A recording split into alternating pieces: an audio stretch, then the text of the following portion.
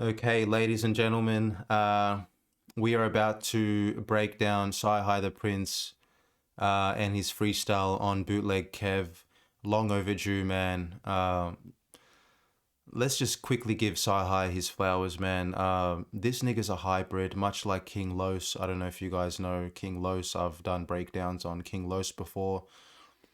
But these two niggas, in my mind, are very similar. They're both such elite rappers, upper echelon, the highest of the highest when it comes to lyricism.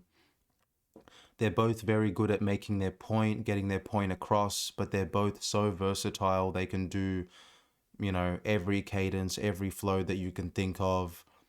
Um, they've got everything in the arsenal. They're both like elite snipers. They're like assassins. They're like ninjas. They've got every move, every weapon in their arsenal. It's just a matter of which ones they choose to use depending on what environment they're in, depending on what production it is, and they just know how to execute. Cyhi and King Los, they just know how to black out when it comes to freestyling on radio stations. They just know how to get their point across and just black out when it comes to just lyricism and doing it on a high level. So shout out Cyhi. No Dope on Sundays. His album is really dope. I'm still waiting for Mr. Egot to come. When are you gonna drop Mr. Egot, bro? Like, I have a feeling that's gonna be such a amazing album. And he even said like that shit's gonna win a Grammy. Uh, but he's been talking about it for so long, but we still haven't got the album, so I'm waiting for that. But even all this nigga's freestyles are just insane. If you haven't checked out his other freestyles, make sure to check him out. But this guy is a rapper's rapper. He's like a hitman. He just, whenever you need him, just like King Los, he just pulls up and he knows how to execute to such a high level. He knows how to be very complex and intricate, but he can also say things in a simple way, right? That's a true master of their craft. They know when to be simple, when to be more complex. King Los knows that as well, but especially Cyhi. So that's why they're elite to me. Yeah, man, just check him out on 106, Power 106. His freestyles on there, on Sway, on Hot 97. This nigga's insane, bro. One of the best, one of the greatest ever with the pen. So without further ado, let's get into it. Make sure to like, comment, and subscribe. This nigga is very confident and charismatic as well. So charismatic that he decided to wear that vest. That looks like my father's vest that he wore on his 55th birthday. Looks like the same vest that he wore.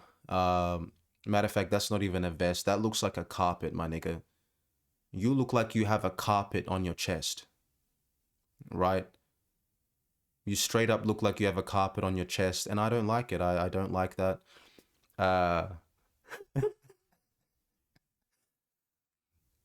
I'm talking shit, but this is what I mean. Supreme confidence. You have to be a confident nigga. Niggas don't wear vests like that. That's what old niggas wear. Grandpas and shit. Like, y'all know what I'm talking about. Like, grandpas and shit wear that type of vest. But who gives a fuck? Like, I'm fucking around. But you know what I'm saying. He's so confident he can wear something like that and be cool. There's nothing wrong with it, but it's just not something you would expect a younger nigga, even though he's not that young. But you wouldn't expect a nigga his age to wear that type of vest. But he makes it look good, you know what I mean? It's not about the item as much as it is who's wearing it sometimes. Unless you're just wearing some wild shit. But let's listen to this freestyle. And if it's not good, just tell this nigga to take the carpet off his chest. Because this carpet, it's a distraction. I don't like that he's wearing a carpet on his chest. Carpets are meant to be walked on. They're meant to be on the ground. So I do not appreciate the carpet on his chest. But that's just me, okay? Let's get into the video now and let's break it down. I kind of reflect on my past. Like, when I think about it, I kind of reflect on my past and like going to like a dark space where I know I gotta prove a lot. This is Jeezy. I can hear Jeezy in the background. This is one of Jeezy's beats. Shout out Bootleg Kev. But yeah, let's get into the freestyle without wasting time. And I know I got a lot to do. Okay. You know what I'm saying? Life is before it even start. When your skin is dark, since the kindergarten, I've been destined for the prison yard. Oh, out the gate already. Life ends before it starts when your skin is dark. Whew. Since kindergarten, I was destined for the prison yard. Oh my goodness, painting a picture of where he's from out the gate already. You know, systemic racism, where he's from, a bit of oppression, or the history of oppression a little bit where he's from. But just even being in a crime-infested, negative, poverty-stricken environment, growing up in that environment would cause him to be who he is today. But would cause some disadvantages if your skin is dark, right? Either systematically, or just, you know, every day in the streets. The difficulties of that, you know, when it comes to race and certain opportunities. I don't think it's like that so much now, but maybe coming up or growing up, right? But there is still racism that exists today. But also tying that in with he's destined to be in the prison yard, right? So jail or death is the main destinations when it comes to the streets and the ghetto, right? It's hard to make it out of here. So already he's disadvantaged when the likelihood of him making it out and just striving and having a good life is very low when you live in the streets. He's already at a disadvantage by being black and by there being crime and his influences and him possibly going to jail already. When your skin is dark, since the kindergarten, I've been destined for the prison yard. Here's my business card for 50 large. I do seminars. Whew. The rhyme schemes, right? He'll just drag out a rhyme scheme for as long as he wants until he's satisfied. I love it. I love it. For 50 large, I do seminars, right? What else he said? Destined for the prison yard. Here's my business card for 50 large. I do seminars. Here's my business card for 50 large. I do seminars, right? He's slant rhyming, if you notice. The words don't rhyme perfectly, but he's slant rhyming, which is a certain technique. And because of his accent, he gets away with it and it still sounds dope without him reaching or stretching words too much. It just sounds perfect. But, you know, he's a businessman. He raps at a high level. He could be a professor. He could conduct seminars, 50 large, 50 grand, right? He gets paid high money to do this, right? He works with Kanye West. He's from his label, Good Music, Pusha T. He's a ghostwriter as well. So he's ghostwritten so many hit tracks that we know of and some that we don't know of in terms of who he's written for. He's definitely written for Kanye, I know that, but he's written for so many like pop artists and different artists around because his pen is so elite. He can write for other niggas and he can conduct seminars and teach this shit as well. Nasty. Been destined for the prison yard. Here's my business card for 50 large. I do seminars. Show you how to run the enterprise out of rental cars. They tried to enterprise out of rental cars, right? Rental car enterprise, but business moves, you know, hustling and just giving you insight into his skills and his ability to hustle and make businesses. I do seminars, show you how to run the enterprise out of rental cars. They tried to kill us all. Pistol charge, I move with Kennesaw. They finna rob. Pull this 45, I bet your menopause. Pray for me. Pull this 45, I bet your menopause. Excuse me. Right? He chose the gun 45 because 45 is around the age where women get menopause, right? But I bet your men pause, like your men are pause, your men are freeze when I wave out the gun. If I pull out this 45, your menopause. 45, the age where you get menopause, really dope. Kennesaw, they finna rob. Pull this 45, I bet your menopause. Pray for me, I'm a synagogue, out in synagogue. In the synagogue, don't be the next nigga I synagogue. Oh my goodness, the wordplay, right? I'm a synagogue out in Senegal. In the synagogue. Don't be the next person I send to God. Oh my goodness, bro. Nasty wordplay, right? Out in Senegal, Africa. I'm a synagogue out in Senegal. In a synagogue. Like a place where you worship, a synagogue.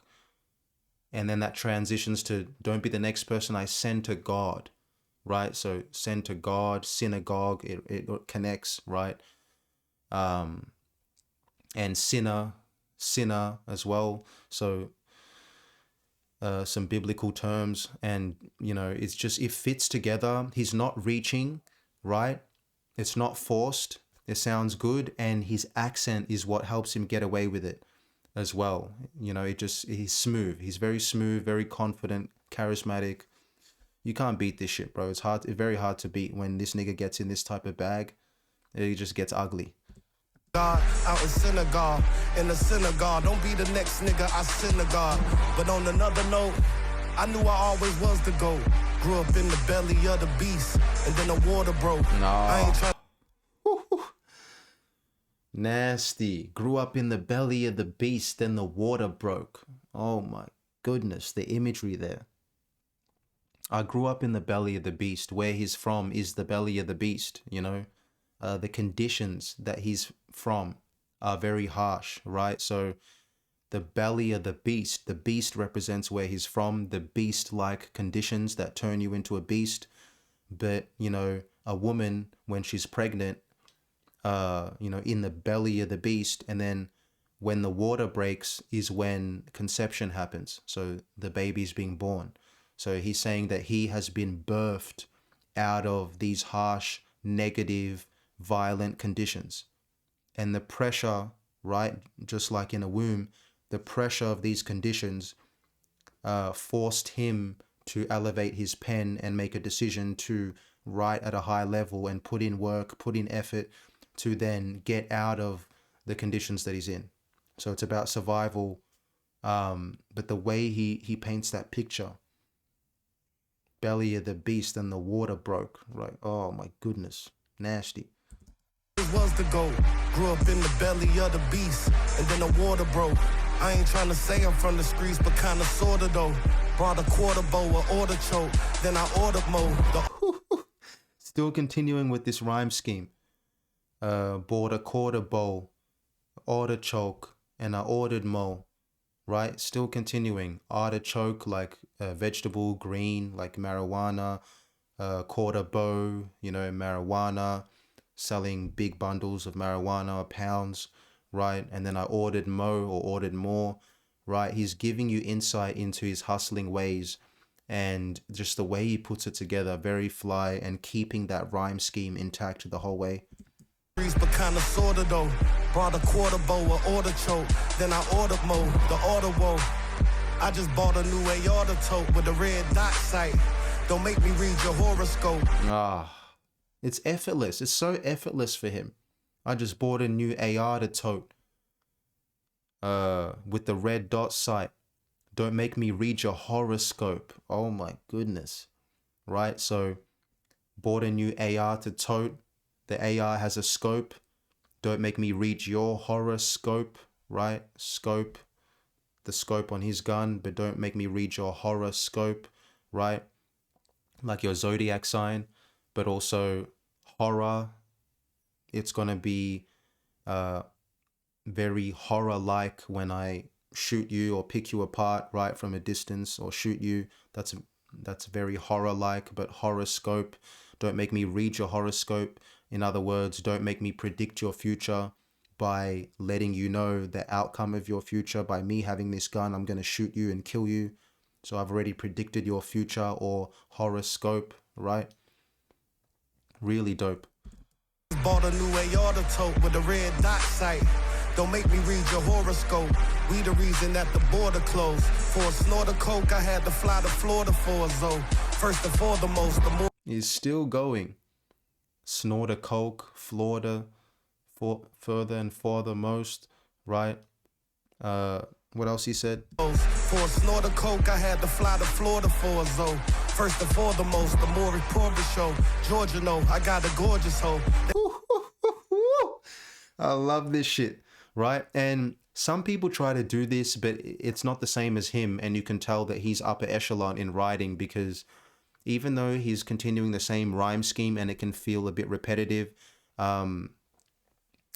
he's choosing his words carefully and not just saying things to say things. Everything sort of builds up and it makes sense. He's giving you his hustler stories, telling you, you know, different ways in which he used to hustle, you know, and just witty, very witty. And also the other thing that rhyming this way does, like Drake does this as well, where he'll keep the same rhyme scheme going for a really long time, especially on his timestamp records, like 8 a.m. in Charlotte, for example. But this nigga does this as well on a lot of his freestyles, and it's very effective because the rhyme scheme is predictable. A yard of tote, an order mo, snort a coat, an order though, gorgeous hoe, right? It gets the listener hooked and they're predicting that, and it creates a bit of dopamine for the listener because they're expecting that rhyme scheme and they're just wondering what's the next one going to be, and it helps them memorize it actually very quickly, right? Because it's kind of repetitive and it just sticks in their mind for longer. They do this in battle rap. Sue Surf and Tay Rock do this effortlessly. It's very interesting, very impactful and effective, because in battle rap you might rap, say, 8 bars, right?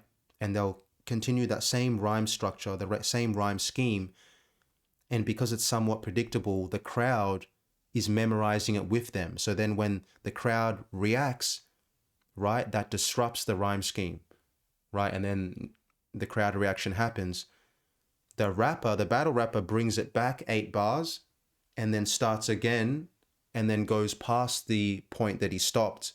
But even when he brings it back, because they've been keeping up and listening, they actually recite it with him. And it just creates this momentum and makes it look like that much more crazy to the opponent, when the opponent's listening not only to the nigga's bars in front of him, but the crowd is saying it with his opponent simultaneously. Imagine that. And it creates this effect where it feels like, oh shit, I'm getting my ass whipped. Like, that's what it feels like, with the whole crowd saying it and him saying it. So that's battle rap, little side note, but it's very effective for memorization. First and foremost, the more reporter show. Georgia know, I got a gorgeous hoe. They might deport her though, cause I flew this bitch from Portugal. Oh, gorgeous hoe. Might deport her though. She flew out from Portugal, right? With his accent, he's doing these slant rhyming. He's the king of slant rhyming, bro. With his accent and how smooth he is, it's just nasty. But he's telling a story, right? Not just random. You know, I got a gorgeous hoe. They might deport her though, cause I flew this bitch from Portugal. The most important flow. I cause the brain to let endorphins go. Treat every play like it's 4th and goal when I'm on the road. Treat every plate like it's 4th and goal when I'm on the road, right? So football reference, 4th and goal, like high stakes. I treat my hustling like high stakes when I'm on the road, because that's exactly what it is. Nasty. The brain to let endorphins go. Treat every play like it's 4th and goal when I'm on the road. White brick, Miami Vice shit. Got my ice lit. So now he just seamlessly transitions the scheme into a new one, right? Miami Vice lit. Got my ice lit. Whatever. What did he say? 4th and goal when I'm on the road. White brick, Miami Vice shit. Got my ice lit. White brick, Miami Vice shit. Got my ice lit, right? 2-syllable multi now, but he's already doing this new scheme. 4th and goal when I'm on the road. White brick, Miami Vice shit. Got my ice lit. I can't even really tell my story when I write this. Indictments, I got a cool 40 on my right wrist. I skip school, that's right, bitch. I skip, I like that, right? Not just rhyming the word, but he's using 2 words now. I skip along with everything else. I got a cool 40 on my right wrist. I skipped school, that's right, bitch, I was a flight risk. I skipped school, that's right, bitch, I was a flight risk. He's telling a story, but keeping that scheme intact. I love it. Besides this, I would say we was nice kids. Kidnap one of us, my uncle, ain't gon' like this. A knife in my back, a ice pick, plus a nightstick. Pillow talking niggas die quick, cause they dry snitch. Oh my goodness. Pillow talking niggas die quick, cause they dry snitch. In my back, a ice pick, plus a nightstick. Right? He's telling a story of betrayal in the streets. Niggas be pillow talking with bitches, and you know that's revealing information. You're supposed to keep shit tight in the streets, no talking, you know, no snitching obviously, but just, you know, don't talk unnecessarily, right? And that leads to betrayal, right? No loyalty in the streets. Ice pick in his back, oh my goodness. Like you never seen a giant that was 5'6". He is very short. He might be I think he's 5'6", as he's saying, but he is a giant because he has a giant's heart. He has a lion's heart. Cyhi is a fearless motherfucker, bro. This nigga just does it all, bro. He pull up anywhere and just rap and just do what he wants. He's that nigga that just does what he wants. You know what I mean? Just very confident, very charismatic. Dry snitch, act like you never seen a giant that was 5'6". Real talk, I done survived shit. That kill the wrong nigga in the car. Watch who you ride with. He'll kill his own nigga in the car. Watch who you ride with. They kill the wrong nigga in the car. Watch who you ride with. They kill the wrong nigga in the car, right? So watch who you ride with. Like one of your own niggas could be snakes and do you in, but also they kill the wrong nigga in the car. Like an innocent bystander could also get hit just being in the streets. So if you're not really from the streets and this isn't what you want to do and be about this life, get out of the streets, or don't, at least even if you're from that environment, don't partake in criminal behavior or criminal activity, because what comes with it, maybe you are not willing to sit or to face the consequences of what comes with it. Most people aren't. Obviously not. It's fucking crazy, right? It's not normal for a human being to be in this environment and to partake in this type of shit and witness all this type of shit. It creates trauma. A lot of these niggas are traumatized just from being in the streets, right? It's not a pretty place. But you can get done by a nigga that you're rolling with, or you can just get done in the streets in general, is what he's saying. Car, watch who you ride with. He'll kill his own nigga in the car. Watch who you ride with. 9th grade, I had a skytail and a sidekick. 10th grade, I got 5 bills on consignment. And when I hit the trail, I never failed my assignments. When I hit the trail, I never fail my assignments. Right now, he's doing the internal rhymes as well, but still keeping that structure. And, you know, just talking about his hustling ways and hustling days and how he's come up in the different stages of hustling, right? 5 bills on consignment, and when I hit the trail, I never failed my assignments. Check the tail light, windshield, and alignment. Check the tail light, windshield, and alignment, right? Giving you that visual, the imagery of riding around and you've got weight in your car, and, you know, maybe you have to get across the border. You don't want to draw any attention towards you. Check your mirrors, check the car, everything is good. You don't want a reason for police to pull you over, obviously, because you have weight in the car. So it's giving you that imagery, the paranoia associated with being in the streets and undertaking these types of operations. Failed my assignments. Check the tail light, windshield, and alignment. Grew up with the wisest guys, I can't describe it. Grew up with the wisest guys, I can't describe it. I love the way he's rhyming. Poetic, and he's just so comfortable that this is what he does, right? Shield and alignment. Grew up with the wisest guys, I can't describe it. Always under surveillance, we on some espionage shit. In public, whenever we talked in private, disguises, mirages, type of training that spies get. Oh my goodness, disguised as mirages, type of training that spies get. Espionage shit, right? In the streets, it's like some espionage shit, some spy shit. keeping everything discreet, no leaks, big operations, keeping a low profile, right? They're trained on this shit. And even I like the word mirage. I like the use of that word, mirage, like in the desert. It's like an illusion, right? So it's hard for the police or people to see him because there's just camouflage, or they're just operating with a very low profile, because that's what you need to operate in the streets effectively. Whenever we talk in private, disguises, mirages, type of training that spies get. So don't clash, you won't last. There's no.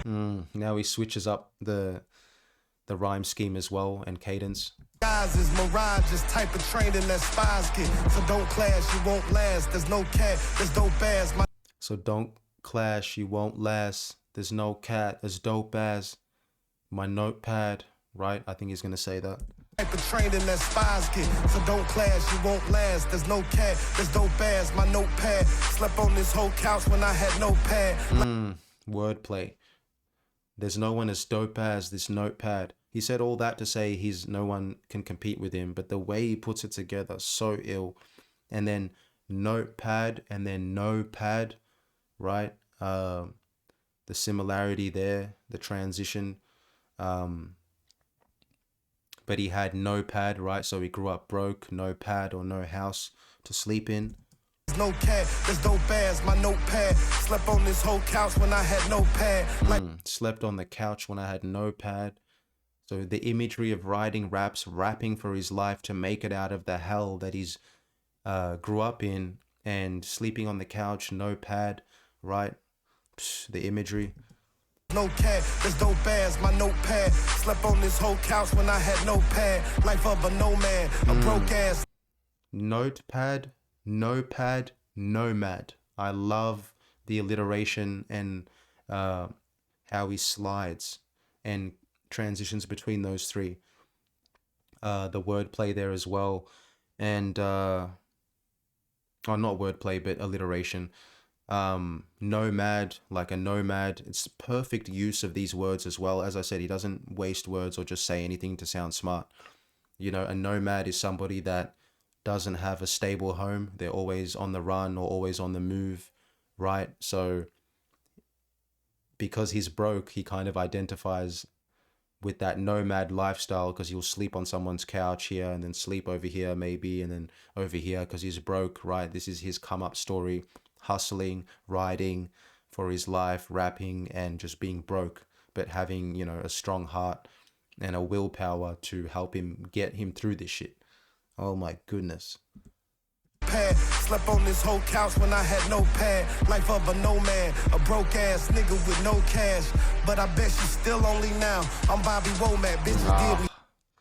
But I bet she's still lonely now. Bobby Womack, right? The American singer.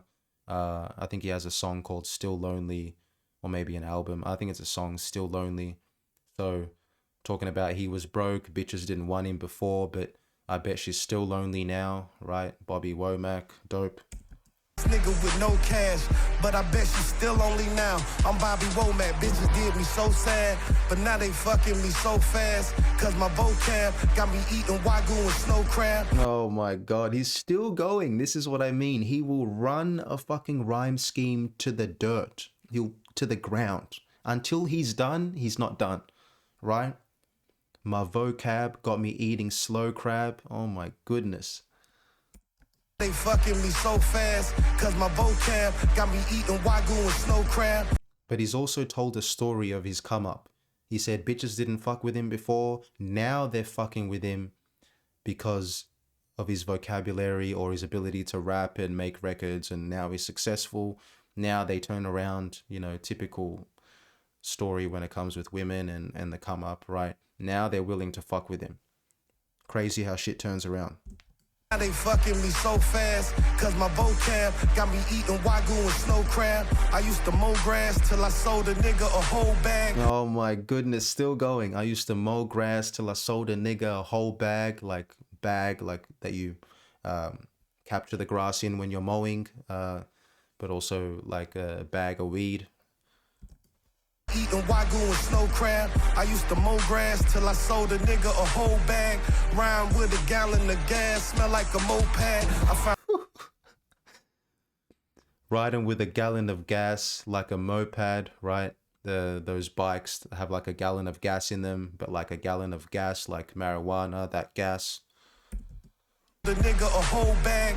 Rhyme with a gallon of gas, smell like a moped. I found my own swag, my toe drag, deserve a throwback. From rocking so much iceberg shit, they thought a boat crashed.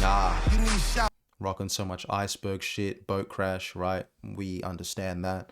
Icebergs were certain clothing, like Jay-Z used to wear icebergs, like iceberg jackets or jumpers or whatever. I don't know why this nigga's talking about icebergs when this nigga's got literally a carpet on his chest. We're not letting that slide, but anyway. From rocking so much iceberg shit, they thought a boat crashed. You need shout from doing all of that clout shit. Can't have that on your jacket when you a part of an outfit. Doing all that clout shit, can't have that on your jacket when you are part of an outfit. Can't have that on your jacket or on your name. That's another word of saying can't have that on your name or your legacy.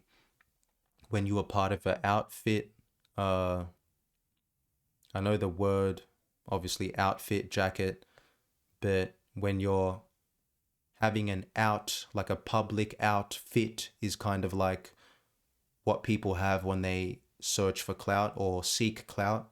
So I think that links to clout, having an outfit as well, or maybe I'm missing something. You guys can let me know. All of that clout shit, can't have that on your jacket when you a part of an outfit. Don't need a stylist. Oh yeah, because a jacket is an outfit, but it's a fit that you wear when you're out as well. I don't know. Hit the mall and I'm out quick. Gambino mob ties, ain't nothing about me childish. The wild. Gambino mob ties, nothing about me childish, like Childish Gambino. But the Gambino family, one of the most famous syndicate Italian gangster families, John Gotti. I think John Gotti was the head of that operation or whatever. So he identifies with that because, as you were saying earlier, him and his crew, they're high-level hustlers. They're on some espionage shit. You know, keep things discreet, you know, keep it in the family. Out quick, Gambino mob ties, ain't nothing about me childish. The wildest.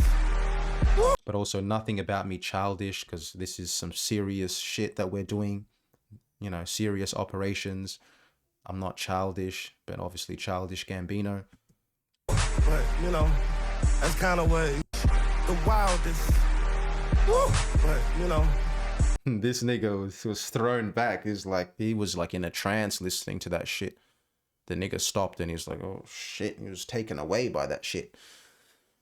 Really dope, really dope. That's what Cyhi does. He draws you in. He just knows what he's doing and he does it to a high level. So shout out Cyhi The Prynce, man. Elite of the elite. Favorite rapper's favorite rapper. Hitman. This nigga's a certified hitman when it comes to this shit. And I'm just waiting for Mr. EGOT to drop, man. Mr. EGOT, I can't wait for that album. This nigga's been talking about it for a long time. I don't know what the holdup is, but maybe you guys know. But let me know in the comments below what your favorite bars were from this freestyle or if I've missed anything. With that being said, make sure to like, comment, and subscribe as well. And yeah, that's been the video, guys. Thank you for tuning in. And I'll see you in the next one. Peace out.